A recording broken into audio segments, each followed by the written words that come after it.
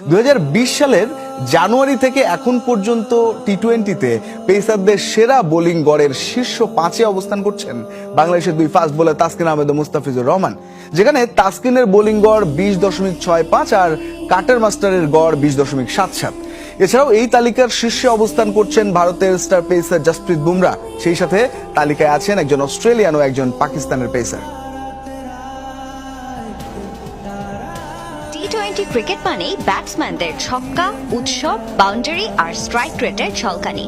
তবুও এই রান বন্যার মাঝে কিছু পেসার আছেন যারা নীরবে ম্যাচের গতিপথ বদলে দেন। বল হাতে শাসন আর চাপের মুহূর্তে নির্ভুলতা, এই দুই অস্ত্রেই তারা প্রমাণ করেছেন ছোট ফরম্যাটেও বোলারদের রাজত্ব করা সম্ভব। 2020 সালের জানুয়ারি থেকে এখন পর্যন্ত টি-20-তে ফাস্ট বোলারের বোলিং গড়ের তালিকাটা সেই গল্পই বলে, যেই তালিকার শীর্ষ 5-এ আছেন দুই বাংলাদেশি পেসারও।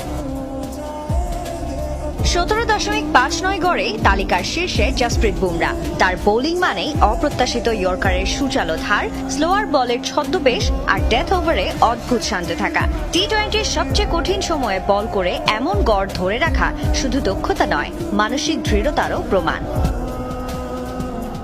উচ্চতা, নিখুঁত লাইন লেন্থ আর ধারাবাহিকতা, অস্ট্রেলিয়ার জশ হ্যাজেলউড যেন ক্লাসিক ফাস্ট বোলিং এর আধুনিক সংস্করণ। খুব বেশি বৈচিত্র্য নয়, কিন্তু যেটুকু আছে সেটুকুতেই ব্যাটসম্যানদের শ্বাসরোধ করতে যথেষ্ট। 20.44 গড় নিয়ে তালিকার দ্বিতীয় স্থানে এই অজি পেসার। এই দুই পেসারের পরের অবস্থানটাই বাংলাদেশি তারকা তাসকিন আহমেদের। তার বোলিং গড় 20.65, যা কিনা বাংলাদেশের ক্রিকেটের জন্য গর্বের বিষয়। একসময় ইনজুরি আর ফর্মহীনতায় ধুঁকলেও ফিরে এসে তাসকিন নিজেকে বদলে ফেলেছেন।